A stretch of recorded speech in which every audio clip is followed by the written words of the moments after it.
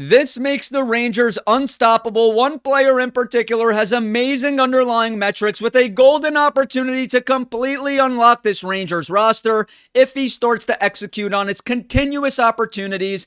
In this video, we're going to discuss which player can take this team to the next level, along with providing multiple updates out of morning skate on another sizzling edition of Rangers Digest. Welcome back to Rangers Digest. We are built for Blue Shirt fandom, and I'm your host, Bret Botfeld. It is great to be back with you guys on this beautiful Monday, the 3rd of November. We have a ton to talk about. The Rangers are on a 3-game win streak. Only did it once last year, so you absolutely love to see it. They're looking to make it 4 in a row tomorrow night against Carolina, but we need to talk about which player on this team can really propel this team to the next level, because all the stats show that, he's certainly capable of it, but he has not shown it yet. Also going to provide you guys with some updates out of morning skate. But before we break it all down, a quick reminder, go smash that subscribe button. About 72% of you who currently watch these videos are still unsubscribed to the channel. So please go down below, hit that free subscribe button. We greatly appreciate it, so you can stay up to date with everything happening New York Rangers. Because guys, this is the place to be for all your daily New York Rangers content. Let's waste no more time and hop right into this jam-packed video. Now, at a glance, Lafreniere's overall statistical picture through 13 games this season raises eyebrows. It really does, given the gap between what advanced stats strongly suggests his production level should be and what it actually is. The 24-year-old boasts a robust 64.1 expected goal share, and even more impressive numbers when it comes to scoring chances. The Rangers outchanced their opponents 90-62, and an eye-opening, eye-popping 47-16 in the high danger category, with Laffy on the ice 5v5 via natural stat trick. This comes from foreverblueshirts.com. Tom Castro, they do absolutely excellent work over there. But if you look at these underlying metrics, you would think that Lafreniere, in terms of goals and assists, really has some gaudy numbers. But guys, that could not be further from the truth, but he is certainly capable of it.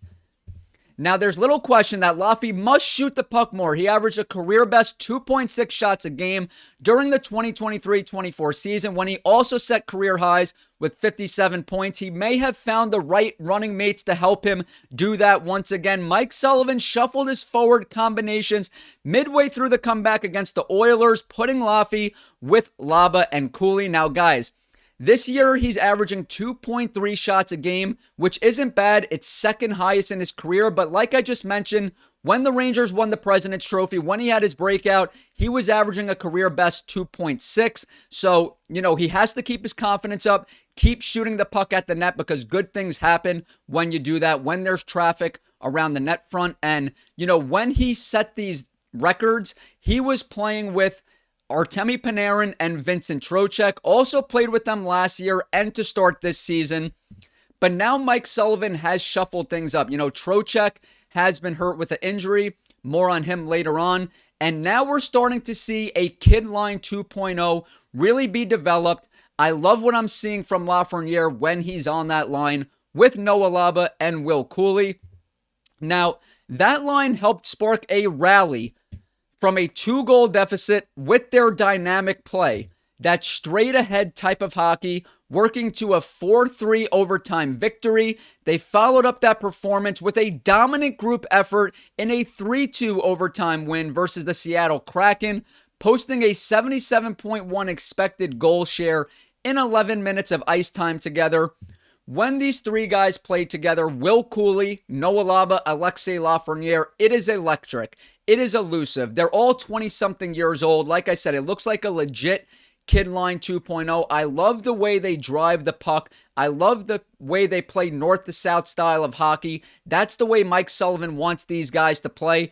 And what's really good about that, we saw it against Edmonton, we saw it against Seattle. When you play that style, when those three are on the ice together, it creates havoc. The goaltender is rarely able to swallow up those pucks. It creates second chance opportunities. When, let's say, Noah Laba shoots the puck, it creates a rebound and a scoring chance for Cooley or Lafreniere. That's what you want to see. You don't want to see too much east to west hockey. You don't want to see too much of the perimeter play. You want to see these guys really driving the puck towards the net, causing havoc and causing second chance opportunities. Now, one thing we can't dispute is the Rangers' defense. Look, the Rangers might not have a top 5 player in hockey. They might not be the fastest team in the National Hockey League, but what they have is structure. What they have is identity. They are a team that's going to be tough to play against every night because they are well prepared. And like I said, they are building that identity of having a great structure. Now, against the Kraken on Saturday, the Rangers did not allow a single high-danger shot opportunity. Just sensational stuff from Sullivan and the Rangers. And if you look at the whole season, I know it's not a huge sample size, but in terms of the entire National Hockey League, the Rangers are number 2.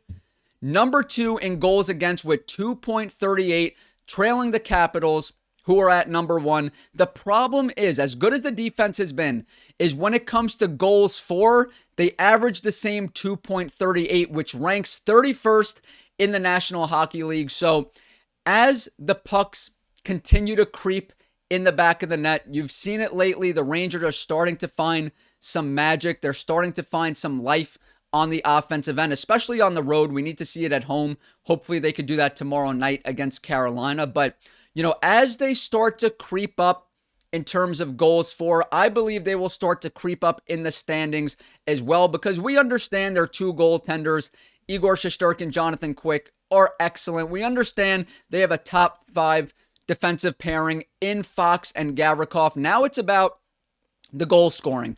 Can they do it both at home and on the road? We've seen it a little bit on the road, haven't seen it enough at home. So as they continue to find it, as they continue to scratch and claw, I believe they will move up in the standings as well.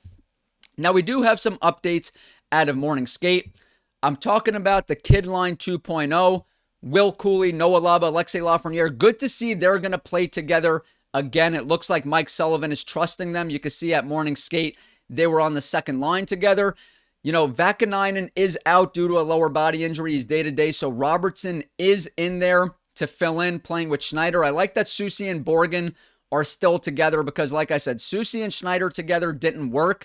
And, Soucy's not the greatest. We've spoken about it here on the channel. But when he plays with Borgen, they have a little bit of chemistry, and it seems like they, play well together. But I do want to get into some quotes here from Sullivan and Will Cooley, talking about that Kid Line 2.0, talking about the type of juice, the type of spark that they have provided for this Rangers team. I thought their line was good. Laf was a big part of that line. Also, Sullivan said that after the win in Seattle on Saturday. Cooley, who also got off to a slow start offensively this season before recording a goal and 4 assists over the past 4 games, agreed. He said Lafreniere is so creative with the puck. So I'm really happy that Mike Sullivan is rolling that line out there once again. Now, the Rangers' power play units are unchanged. You can see it here, power play 1, power play 2. Pause it if you need to take a longer look. But eventually, I would like to see Noah Laba get a crack at it on power play 2. I love the way he drives the puck. I love how he can stick his body at the net front, do the dirty work. So eventually, I would like to see him on power play 2.